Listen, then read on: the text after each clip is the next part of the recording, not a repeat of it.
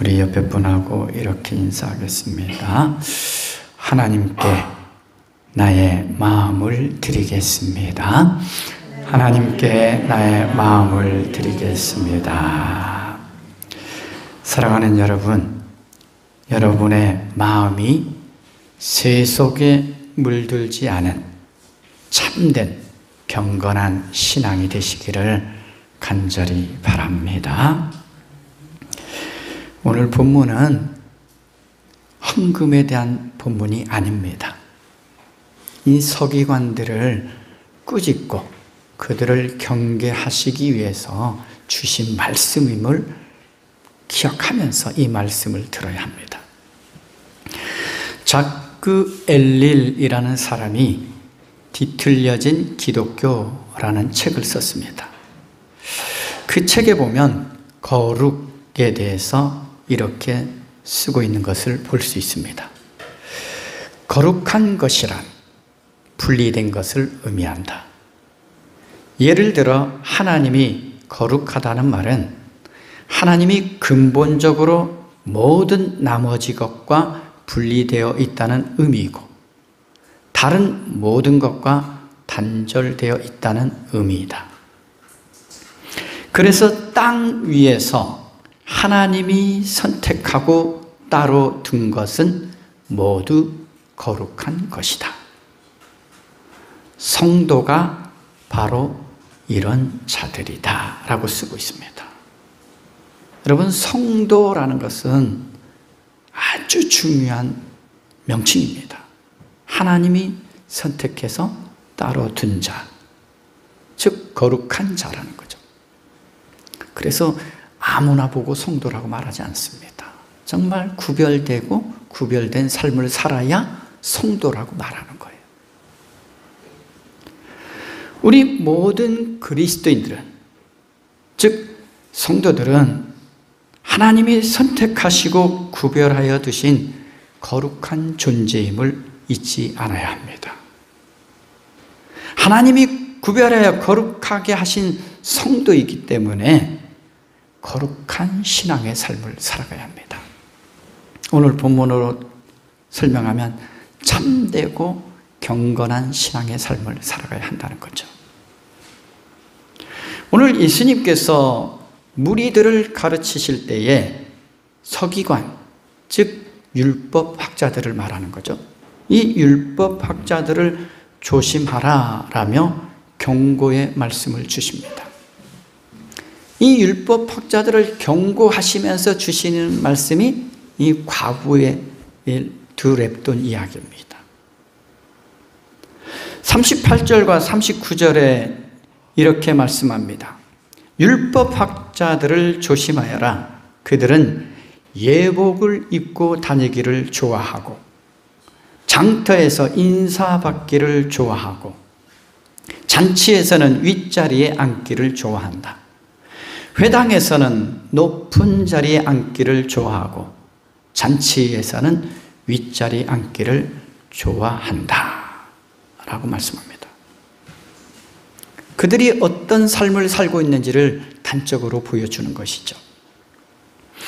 이 율법학자들이 입는 이 긴 옷, 이 긴 옷은 부자나 고위 성직자들이 길게 늘어뜨려서 입는 예복을 말합니다. 즉 예식을 할 때 입는 옷이에요. 그런데 그들은 이 긴 예복을 입음으로 자신들의 속을 감추고 거룩한 척하면서 자신들의 신분을 자랑했습니다. 옷으로 자랑하는 거죠. 그리고 사람들에게 인사받기를 좋아했습니다. 그리고 그들은 연회에서 영예로운 자리인 윗자리를 차지하기를 좋아했다는 거죠. 그런데 오늘 율법학자들은 이 예복을 어디에 입고 다녔습니까? 장터, 잔치자리, 회당 등 아무데나 예복을 무분별하게 입고 다녔다라는 것입니다. 예복은 예배나 예식에 따라서 구별하여 입어야 하는 것입니다. 그런데 그러한 예복을 함부로 입었다라는 것은 하나님을 모독하는 일이기도 합니다. 하나님께서 이 제사장들의 예복을 만들어서 입으라고 하실 때도 어떻게 하십니까?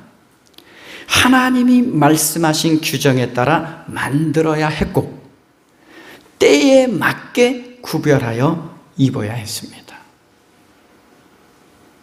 그런데 그들은 그런 구별이 없었어요. 왜냐하면 오직 자신들을 내세우기에 바빴기 때문이죠. 하나님 앞에서도 예배하는 회당의 자리에서도 자신을 높이려 하는 교만한 마음이 그들에게 있었다는 것이죠. 한마디로 율법학자들은 과시의 도구로 이 예복을 사용한 것입니다. 하나님 앞에서 자신들이 어떠한 존재인지를 깨닫지 못한 것입니다. 하나님 앞에서 자신을 높일 수 있는 사람은 아무도 없습니다. 그리고 하나님은 겸손히 자신을 낮추는 자를 높여주신다는 사실을 깨달아야 합니다. 주님께서는 참으로 경건한 믿음의 사람, 겸손하게 자신을 낮추는 사람을 높여주시는 분이심을 알아야 합니다. 그리고 오늘 그리스도인으로 살아가는 우리는 다른 어떤 옷보다 그리스도로 옷 입은 사람들임을 잊어서는 안 된다는 거죠. 그리스도로 옷을 입었기 때문에 그리스도인답게 살아가야 되는 거죠. 오늘 율법학자들은 이 공동체 사람들에게 존경받는 지도자의 위치에 있었습니다. 그런데 그들은 존경받는 위치에는 있었지만 존경받는 삶을 살아가기보다는 가장 악하고 부정한 죄를 저지르고 있었다는 거예요. 율법학자들은 그들의 명예욕, 탐심, 그리고 위선 때문에 하나님의 심판을 자초하고 있는 줄도 깨닫지 못했습니다. 그래서 예수님께서 백성들에게 그들의 위선적인 모습과 거짓된 삶의 행위들을 조심하라고 경고하십니다. 여러분, 예복을 입었으면 예복을 입은 자답게 살아야 합니다. 오늘 율법학자들이 어떠한 악행을 저질렀는지 40절에 이렇게 말씀합니다. 그들은 과부들의 가산을 삼키고 남에게 보이려고 길게 기도한다. 이 율법학자들은 과부들의 약점을 이용해서 이 과부들의 가산을 빼앗으려는 계략을 가지고 있었습니다. 그리고 이러한 악한 마음을 감추기 위해서 어떻게 했습니까? 위선적으로 이 과부의 집에서 길게 기도했다는 거예요. 그들이 길게 기도했다라는 것은 누구에게 보이기 위한 것입니까? 사람들이 듣기 좋은 그런 기도죠. 결국 길게 기도한다는 것은 하나님께 대한 마음이 없는 그런 기도를 말하는 것입니다. 하나님과 관계없이 기도하는 거예요. 그들은 기도의 본질도 잃어버린 것입니다. 기도는 하나님께 진실한 마음으로 아뢰고 하나님의 뜻이 무엇인지를 구하여서 그 뜻대로 살아가기를 간구하는 것입니다. 기도는 우리의 소원을 이루는 도구가 아니에요.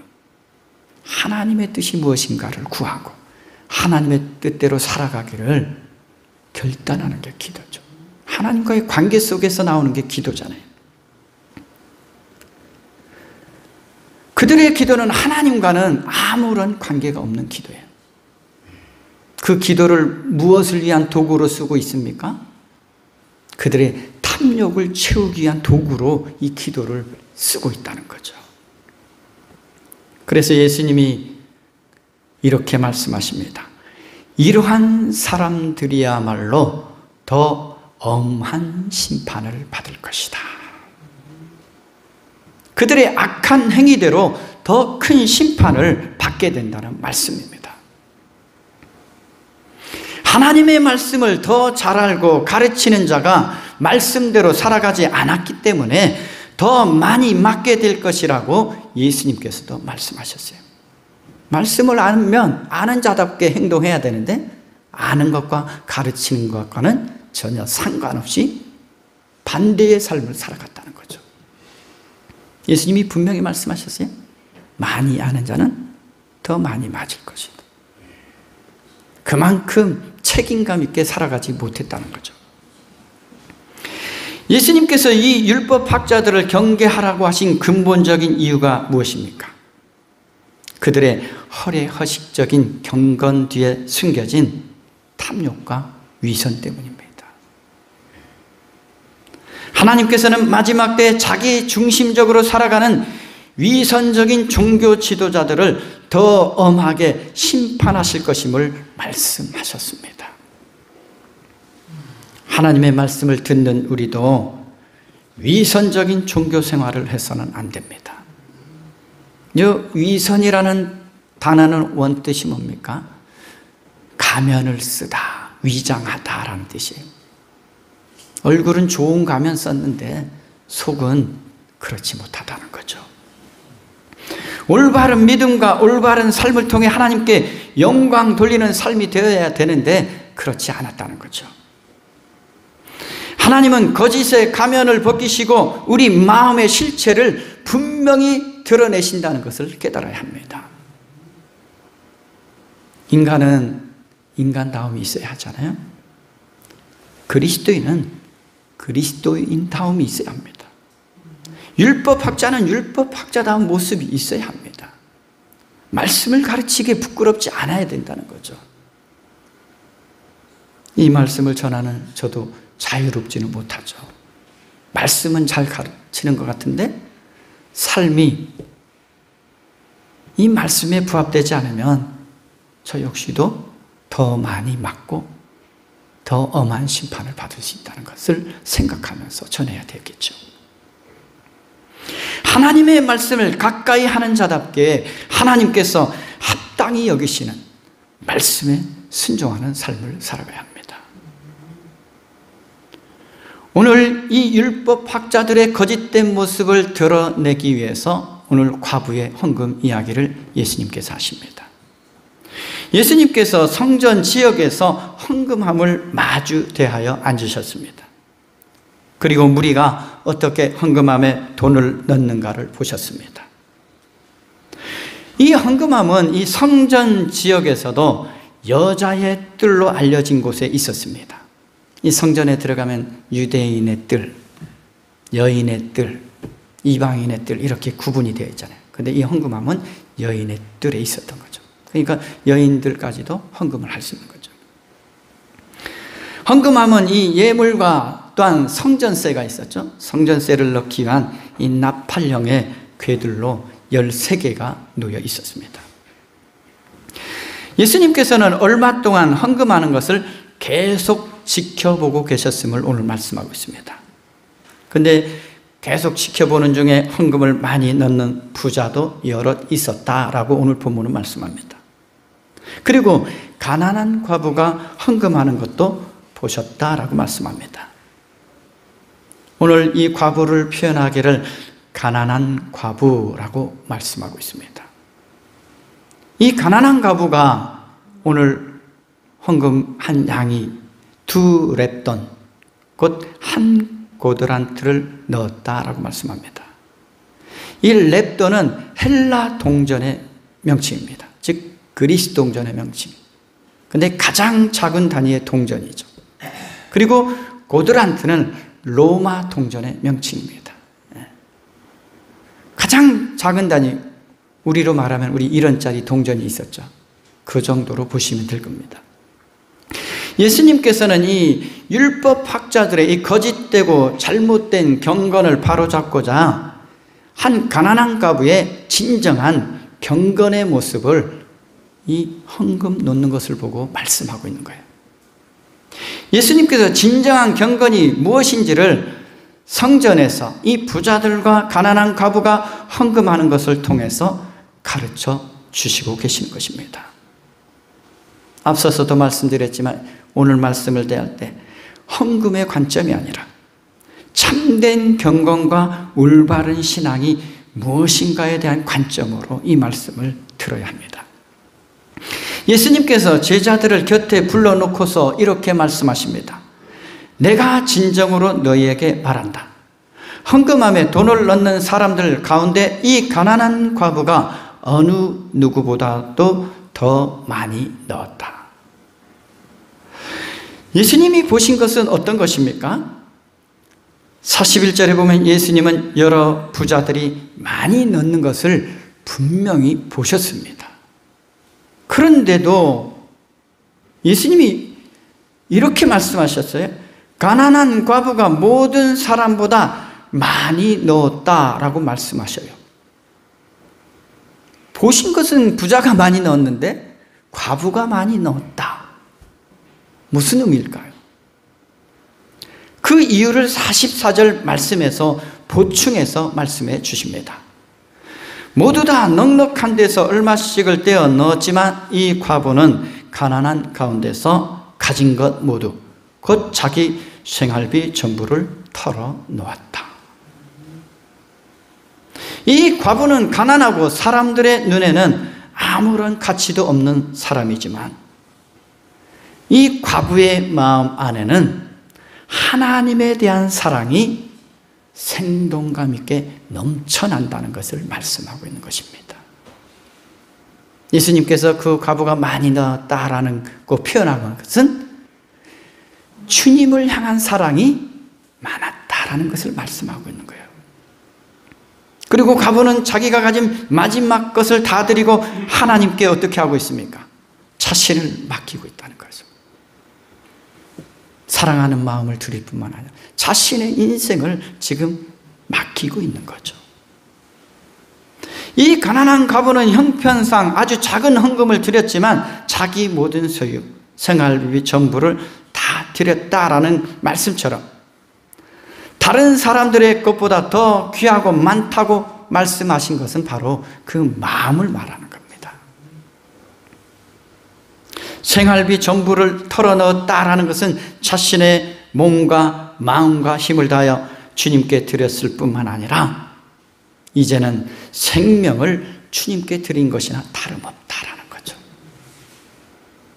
오늘 우리 인생은 마음과 정성뿐만 아니라 생명을 하나님께 맡기는 삶이 되어야 합니다. 그래서 무엇보다 주님은 과부가 하나님을 사랑하는 마음이 더 컸음을 강조하시면서 말씀하는 거예요. 오늘 우리들의 마음이 하나님을 향한 마음이 큽니까? 아니면 세상의 것을 얻기 위해서 율법학자들처럼 세상의 것을 얻기 위한 마음이 더 큽니까? 오늘 어느 만큼의 헌금을 드리는 것보다 더 중요한 것은 하나님을 사랑하는 마음이 누가 더 크냐 하는 말씀인 거예요. 하나님을 누가 더 잘 알겠습니까? 율법학자가 잘 알겠습니까? 과부가 더 잘 알겠습니까? 하나님의 뜻을 율법학자가 더 잘 알겠습니까? 과부가 더 잘 알겠습니까? 이론상으로는 율법학자가 하나님을 더 잘 알죠. 하나님의 뜻도 더 잘 알죠. 그런데 이론에 그쳤다는 거죠. 그들은 삶이 없었어요. 율법의 가장 큰 계명이 무엇입니까? 하나님을 사랑하고 이웃을 사랑하라 라는 말씀이죠. 그런데 이 율법학자는 하나님의 계명도 지키지 않았어요. 자신의 이웃인 이 과부를 사랑해야 되는데 사랑하지 않고 어떻게 했죠? 착취했어요. 길게 기도하면서 그들의 것을 착취했어요. 율법과는 상관없이 살아간 거죠. 누가 주님을 더욱 사랑하느냐에 주님은 관심이 있으시다는 말씀이죠. 우리들도 어떻게 주님을 더 사랑하며 어떻게 바르게 섬길 것인가를 생각하는 경건한 신앙의 삶이 되어야 합니다. 그런데 오늘 율법학자들은 주님을 사랑하는 마음이 더 큰 것이 아니라 사람들에게 인정받고 높은 자리, 윗자리에 앉고자 하는 세상 욕망, 그리고 탐심으로 가득한 마음이었다는 거죠. 하나님과는 관계없이 살아갔어요. 말씀을 가르치면서도 관계없이 살아간 거죠. 세상 욕망에 빠지다 보니까 가난한 자를 돌보기보다는 오히려 가난한 자의 것을 착취하는 악한 일도 서슴지 않았던 것이 바로 율법학자입니다. 오늘 예수님께서 제자들을 불러 과부를 통해 알려주시고자 하는 것이 있습니다. 그것은 예수님을 따르는 제자라면 모든 것을 주님께 맡기고 주님께서 책임져 주시는 이 제자의 삶을 바르게 살아가라 라는 말씀이에요. 정말 말씀대로 살아가라는 말씀이죠. 그리고 자신의 인생을 보장해 주실 수 있는 분은 하나님이심을 깨달아야 한다는 말씀입니다. 그리고 오늘 제자들에게 말씀하고 있는 거죠. 이 과부와 같은 마음으로 진정으로 하나님을 사랑하는 삶을 살아가라는 것입니다. 왜냐하면 진정으로 하나님을 사랑하게 되면 어떻게 하게 됩니까? 과부와 같은 연약한 인생도 사랑하며 돌보며 살아가게 된다는 거죠. 하나님을 사랑하지 않으니까 과부도 돌보지 않는 거예요. 제자들의 마음속에도 오늘 율법학자들과 같은 마음으로 주님을 따라왔잖아요. 그들이 주님께 요구한 게 있잖아요. 주님의 좌우편에 앉기를 요구했었잖아요. 오늘 제자들의 마음속에도 그러한 것들이 있었기 때문에, 세속적인 욕망이 있었기 때문에 주님은 이 과부를 통해서 제자들을 다시금 가르쳐주고 깨우쳐 주시는 것입니다. 이러한 율법학자들과 같은 그런 마음을 가져서는 안 된다고 지금 가르쳐 주시는 거죠. 정말 주님을 따르는 제자가 되기를 원한다면 그런 삶을 살아서는 안 된다는 것입니다. 참으로 올바르고 경건한 신앙의 삶을 살아가야 한다고 가르치신 것입니다. 오늘 한 가난한 과부는 하나님을 사랑한다는 것을 삶으로 표현한 거예요. 삶으로.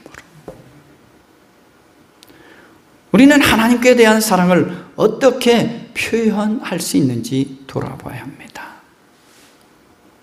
율법학자들처럼 율법을 잘 알고 잘 가르친다고 하나님을 사랑하는 게 아니에요. 하나님의 말씀대로 순종하며 행하는 삶을 살아가는 것이 하나님을 사랑하는 것이죠. 그리고 율법학자들은 하나님에 대한 사랑이 위선적이었다는 것을 보여주고 있습니다. 하나님을 사랑하는 자는 이웃인 가난한 과부를 도와야 하는데 오히려 그들의 것을 탈취하는, 사랑을 실천하지 않는 거짓 믿음의 삶을 살고 있다는 것이죠. 야고보서 1장 27절에 보면 하나님께서 참된 경건이 무엇인지에 대해서 이렇게 말씀하고 있습니다. 하나님 아버지께서 보시기에 깨끗하고 흠이 없는 경건은, 참된 경건을 말하는 거죠. 고난을 겪고 있는 고아들과 과부들을 돌보아 주며 자기를 지켜서 세속에 물들지 않게 하는 것입니다 라고 말씀합니다. 참된 경건이 이거예요. 참된 경건 속에서는 이웃을 위한 사랑이 있어야 한다는 것이고, 또 하나가 뭡니까? 자기를 지켜야 되는 거예요. 지켜서 어떻게 해요? 세속에 물들지 않게. 그런데 오늘 율법학자들은 이웃사랑도 하지 못했죠. 세속에 물들지 않아야 되는데 세속에 물들어 버렸잖아요. 교만하고 자랑하고 탐욕으로 가득했잖아요.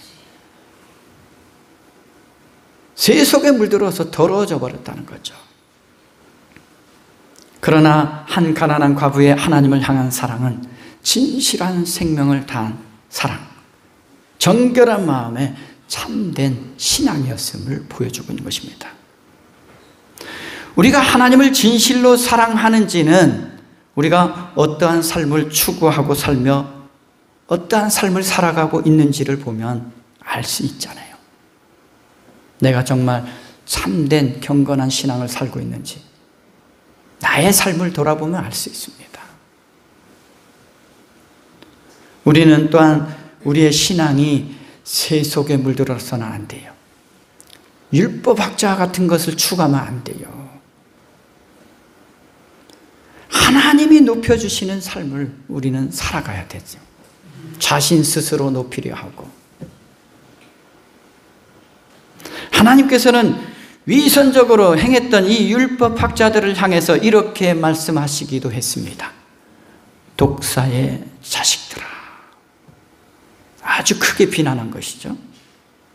즉, 왜 독사의 자식들아 라고 예수님께서 그들을 표현했을까요? 그들의 삶 자체가 악독으로 가득했다라는 것을 보여주는 거예요. 율법학자들은 표면적으로 보면 누구보다도 하나님을 잘 알고 하나님의 말씀을 잘 아는 사람들이었지만 내면적으로는 전혀 하나님을 알지도 못하고 하나님의 말씀도 깨닫지 못했던 사람들이라는 것입니다. 그들이 하나님을 섬기는 것은 형식에 불과했다는 거죠. 여러분, 예복만 입었다고 하나님을 섬기는 게 아닙니다. 예복 입었다고 하나님을 경외하는 게 아니에요. 그들은 하나님의 이름을 이용하여서 자신의 욕망을 채우는 하나님을 모독하는 삶을 사는 악한 자들이었다는 거죠. 그래서 그들은 종교 지도자들이면서도 하나님께 자신의 인생을 맡기지도 않고 이 명예와 탐욕을 통해서 세상의 것을 누리기를 힘썼던 것입니다. 종교 지도자들이라면 오히려 더 하나님을 의지해야 되고 더 하나님께 자신의 인생을 맡기는 본이 되어야 되잖아요. 그런데 세상의 것을 더 의지했다는 거죠. 안타까운 것은 오늘날도 많은 종교 지도자들이 바른 신앙과 바른 삶의 모범이 되기보다는 오히려 탐욕과 욕망과 명예욕과 권력욕에 물들어서 세상 사람들보다 더 세속적인 삶을 사는 사람들이 많이 있다는 거예요. 부끄러운 일이죠. 저 역시도 부끄러운 일이죠. 우리는 율법학자들처럼 위선적인 모습이 아니라 한 가난한 과부처럼 순수한 신앙과 순수한 사랑을 하나님께 드리며 살아가야 합니다. 우리가 생명을 다해 주님을 사랑하고 섬기면 주님께서는 우리가 하나님 나라를 누리고 생명을 얻도록 인도하십니다. 우리가 겸손하게 살았는데 오히려 낮은 자를 높여주시는 그 하나님의 그 손길을 우리가 경험하며 살아갈 수 있습니다. 우리는 율법학자들처럼 세상 가치를 쫓아 사는 거짓되고 위선적인 삶을 살아가서는 안 됩니다. 주님 예수 그리스도의 다스리심 아래에서 살아가야 정말 그리스도인답게 살아갈 수 있고 하나님 나라의 영원한 가치들을 추구해야 우리에게 참 기쁨과 참 평안을 가져다 줍니다. 왜냐하면 세상의 것을 추구하면 우리가 거짓말하는 데 익숙해져요.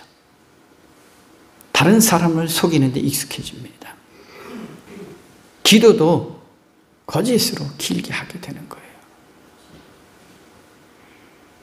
우리의 삶과 우리의 기도가 거짓되지 않으려면 정말 하나님 안에 살아가야 됩니다. 하나님 말씀 따라 살아가야 합니다. 그리고 무엇보다 주님을 향해 정말 우리 마음을 정결하게 드릴 수 있어야 돼요. 마음을 드리지 않는 신앙은 경건한 신앙이 될 수 없잖아요. 오늘 우리는 하나님 앞에 올바른 마음을 들여서 바른 신앙의 모범, 바른 삶의 모범이 되고 이 땅의 가치만 추구하는 인생이 되지 말고 하나님 나라의 가치를 추구하면 하나님이 이렇게 말씀하셨잖아요. 이 모든 것을 너희에게 더하시리라. 주변의 부수적인 것은 하나님이 주시는 거예요. 우리가 옳은 것을 추구하고 하나님 나라와 의를 추구하면 주어지는 것들이에요. 그런데 우리는 본질을 추구하지 않고 부스러기를 추구할 때가 참 많잖아요.